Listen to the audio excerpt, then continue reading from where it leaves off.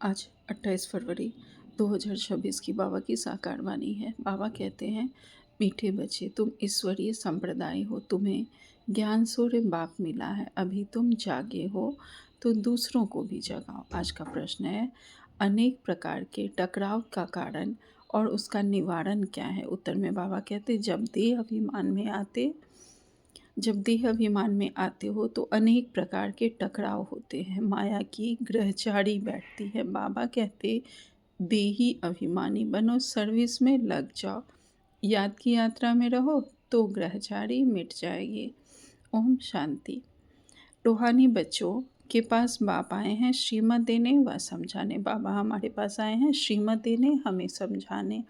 बाबा कहते, यह तो बच्चे समझ गए हैं कि ड्रामा प्लान अनुसार सारा कार्य होना है, बाकी समय थोड़ा रहा है। इस भारत को रावणपुरी से फिर विष्णुपुरी बनाना है।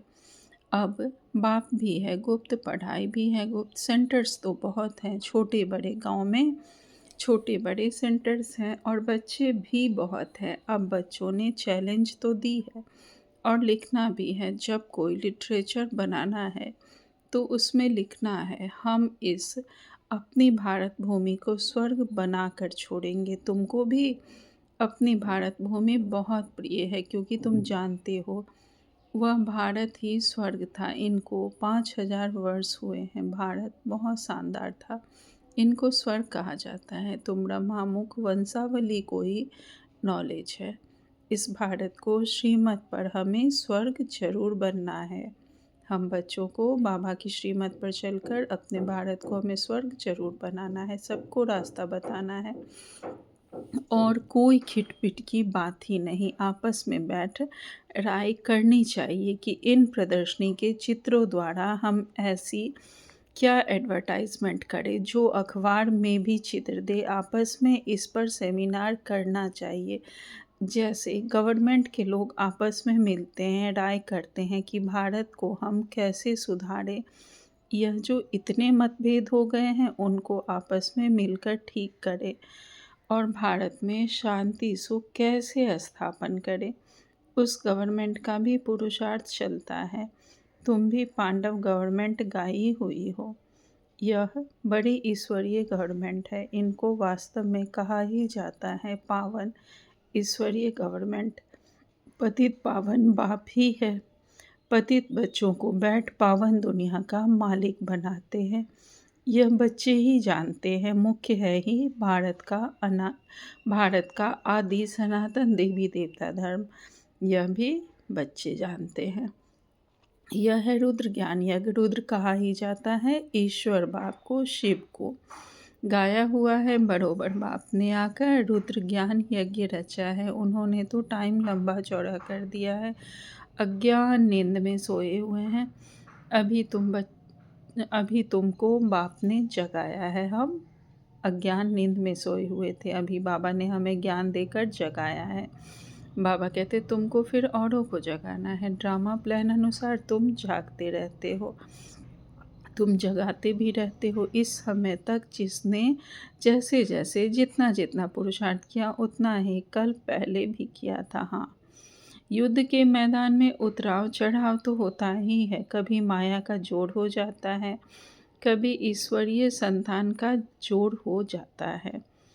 कभी कभी सर्विस बड़ी अच्छी तेज़ी से चलती है, कभी कहाँ कहाँ बच्चों में माया के विघ्न पड़ जाते हैं। माया एकदम बेहोश कर देती है। लड़ाई का मैदान तो है ना।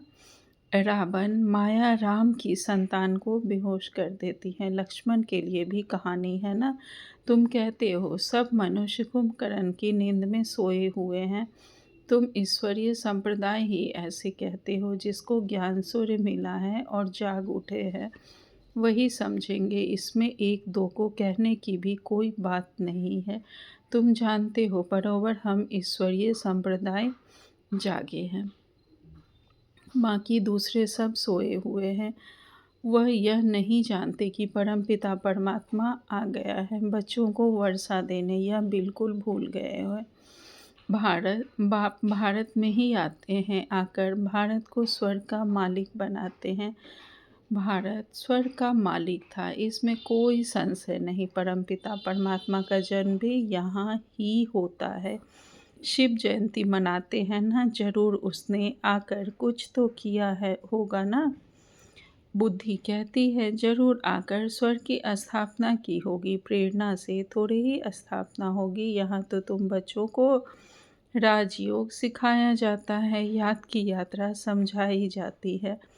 प्रेरणा से कोई आवाज़ होता ही नहीं। समझते हैं संकट की भी प्रेरणा होती है, तब वह यादव मूसल आदि बनाते हैं, परंतु इसमें प्रेरणा की तो कोई बात ही नहीं है।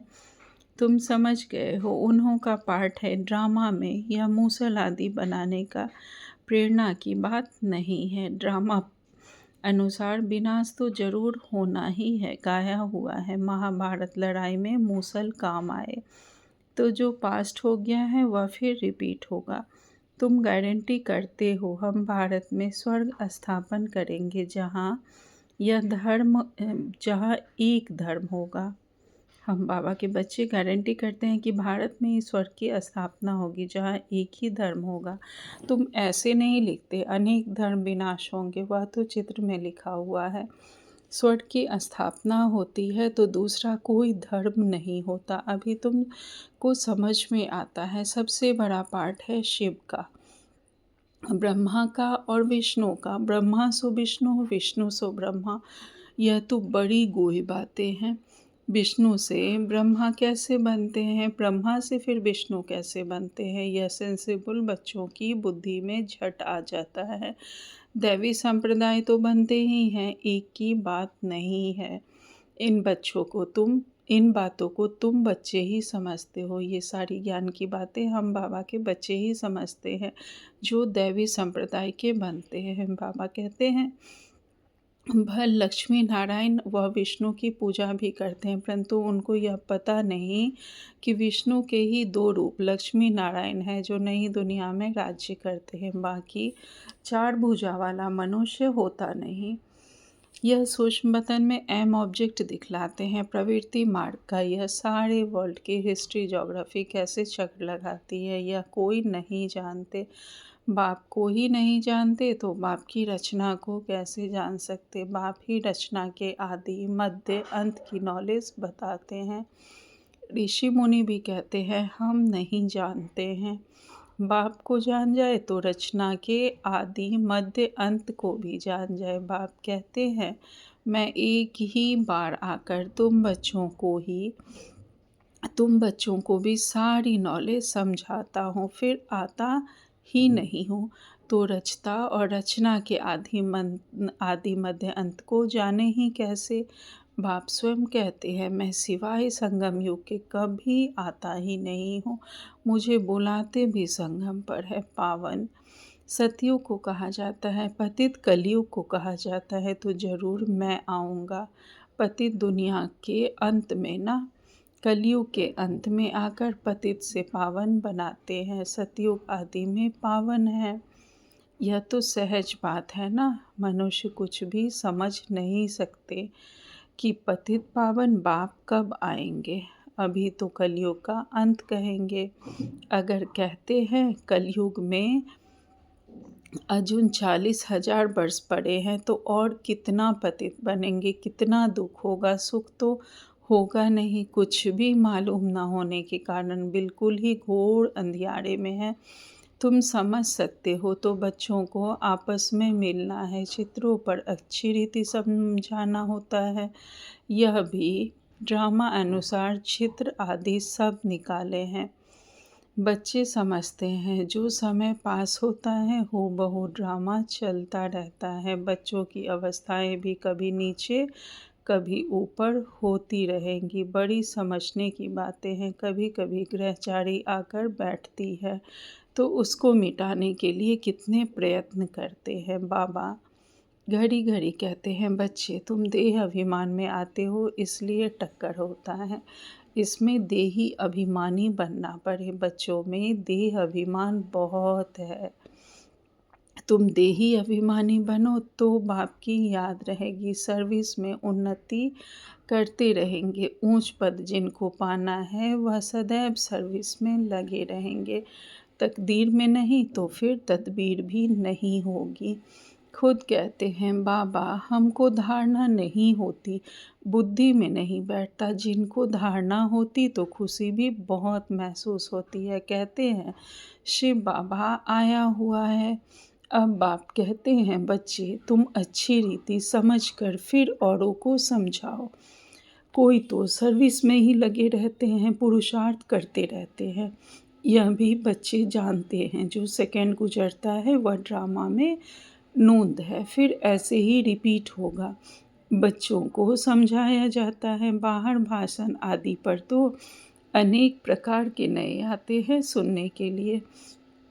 तुम समझते हो गीता, वेद, शास्त्र आदि पर कितने मनुष्य भाषण करते हैं। उनको कोई यह थोड़े ही पता है कि यहाँ ईश्वर अपना और अपनी रचना के आदि मध्य अंत का राज समझाते हैं। रचयिता ही आकर सारा ज्ञान समझाते हैं, सुनाते हैं। त्रिकालदर्शी बनना यह बाप का ही काम है। त्रिकालदर्शी बनाना यह बाप का ही काम है। शास्त्रों में यह बातें है नहीं, यह नई बातें हैं। बाबा बार बार समझाते हैं। कहाँ भी पहले पहले यह समझाओ कि गीता का भगवान कौन है, श्री कृष्ण या निराकार शिव। यह बातें प्रोजेक्टर पर तुम समझा नहीं सकेंगे। प्रदर्शनी में चित्र सामने रखा है, उस पर समझा कर तुम पूछ सकते हो अब बताओ गीता का भगवान कौन, ज्ञान सागर कौन है। श्री कृष्ण को तो कह नहीं सकेंगे।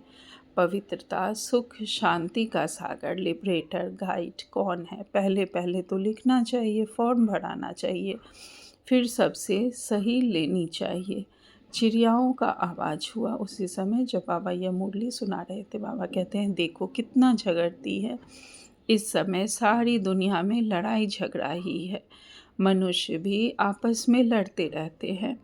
मनुष्य में ही समझने की बुद्धि है। 5 विकार भी मनुष्य में गाए जाते हैं, जानवरों की तो बात ही नहीं। यह है विशेष वर्ल्ड।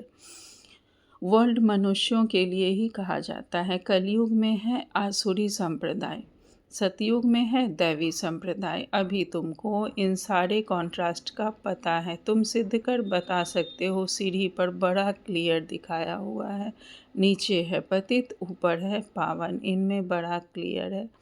सीढ़ी ही मुख्य है, उतरती कला और चढ़ती कला। ये सीढ़ी बड़ी अच्छी है। इनमें ऐसा क्या डाले जो मनुष्य बिल्कुल अच्छी रीति समझ जाए कि बरोबर यह पतित दुनिया है, पावन दुनिया स्वर्ग थी। यहाँ सब पतित है, पावन एक भी हो नहीं सकता। रात दिन यह ख्यालात चलना चाहिए। आत्म प्रकाश बच्चा लिखता है बाबा यह चित्र बनाएं। बाबा कहते हैं बल विचार सागर मंथन कर कोई भी चित्र बनाओ, परंतु सीढ़ी बड़ी अच्छी बननी चाहिए। इस पर बहुत समझा सकते हैं। सीढ़ी का चित्र बाबा कहते हैं बहुत अच्छी बननी चाहिए। कैसे हम नीचे उतरते हैं और फिर हम पतित बनते हैं, फिर कैसे फिर पावन बनते हैं। बाबा कहते हैं इस पर बहुत अच्छा समझा सकते हो। 84 जन्म पूरे कर फिर पहला नंबर जन्म लिया है, फिर उतरती कला से चढ़ती कला में जाना पड़े। इसमें हर एक का विचार चलना चाहिए, नहीं तो सर्विस कैसे कर सकेंगे। चित्रों पर समझाना बहुत सहज होता है। सतयुग के बाद सीढ़ी उतरनी होती है, यह भी बच्चे जानते हैं। हम पाठधारी एक्टर्स हैं। यहाँ से ट्रांसफ़र हो सीधा सतयुग में नहीं जाते, पहले शांति धाम में जाना है। हाँ, तुम्हारे में भी नंबरवार है जो अपने को पाठधारी समझते हैं। इस ड्रामा में दुनिया में ऐसा कोई कह ना सके कि हम पाठधारी है। हम लिखते भी है कि पाठधारी एक्टर्स होते हुए भी ड्रामा के क्रिएटर, डायरेक्टर आदि मध्य अंत को नहीं जान सकते, तो वह फर्स्ट क्लास बेसमझ है। यह तो भगवान उवाच है। शिव भगवान उवाच ब्रह्मा तन द्वारा। ज्ञान सागर वह निराकार हैं, उनको अपना शरीर है नहीं। बड़ी समझने की युक्तियाँ हैं। तुम बच्चों को बड़ा नशा रहना चाहिए। हम किसकी ग्लानि थोड़े ही करते हैं, यह तो राइट बात है ना। जो भी बड़े-बड़े हैं उन सब के चित्र तुम डाल सकते हो, सीढ़ी कोई को भी दिखला सकते हो। अच्छा, मीठे-मीठे से खिलते बच्चों प्रति माता-पिता, बाप-दादा का याद प्यार और गुड मॉर्निंग। रूहानी बाप की रूहानी बच्चों को नमस्ते। हम सब रूहानी बच्चों की रूहानी माता-पिता, बाप-दादा को याद प्यार, गुड मॉर्निंग और नमस्ते, नमस्ते, नमस्ते। शुक्रिया बाबा आपका पद्मा पदम शुक्रिया। आज धारणा के लिए मुख्य सार में बाबा ने पहली पॉइंट कही है, भारत में सुख शांति की स्थापना करने व भारत को स्वर्ग बनाने के लिए आपस में सेमिनार करना है। श्रीमत पर भारत की ऐसी सेवा करनी है। दूसरी पॉइंट में बाबा कहते हैं सर्विस में उन्नति करने व सर्विस से ऊंच पद पाने के लिए देही अभिमानी रहने की मेहनत करनी है। ज्ञान का विचार सागर मंथन करना है। आज बाबा ने हमें वरदान दिया है नंबर 1 अधिकारी भव। बाबा कहते हैं पवित्रता के आधार पर सुख शांति का अनुभव करने वाले नंबर 1 अधिकारी भव। विस्तार में बाबा कहते हैं जो बच्चे पवित्रता की प्रतिज्ञा को सदा स्मृति में रखते हैं उन्हें सुख शांति की अनुभूति स्वतः होती है। पवित्रता का अधिकार लेने में नंबर 1 रहना अर्थात सर्व प्राप्तियों में नंबर 1 बनना। इसलिए पवित्रता के फाउंडेशन को कभी कमज़ोर नहीं करना, तभी लास्ट सो फास्ट जाएंगे। इसी धर्म में सदा स्थित रहना, कुछ भी हो जाए, चाहे व्यक्ति, चाहे प्रकृति, चाहे परिस्थिति कितना भी हिलाए, लेकिन धरत पर ये धर्म न छोड़िए। आज का स्लोगन है व्यर्थ से इनोसेंट बनो तो सच्चे सच्चे सेंट बन जाएंगे। व्यर्थ से जब हम इनोसेंट बनते हैं तो सच्चे सच्चे सेंट साधु बन जाते हैं, योगी बन जाते हैं। बाबा कहते हैं आज और व्यक्ति सारे में बाप दादा चाहते हैं कि हर बच्चा एक रस श्रेष्ठ स्थिति के आसनधारी, एकांतवासी और शरीरी, एकता स्थापक, एक नामी इकोनॉमी का अवतार बने। एक दो के विचारों को समझ सम्मान दे, एक दो को इशारा दे। बाबा कहते हैं एक दो के विचारों को समझ सम्मान दे, एक दो को इशारा दे। लेन देन कर आपस में संगठन की शक्ति का स्वरूप प्रत्यक्ष करो, क्योंकि आपके संगठन के एकता की शक्ति सारे ब्राह्मण परिवार को संगठन में लाने के निमित्त बनेगी। अच्छा, ओम शांति। शुक्रिया बाबा।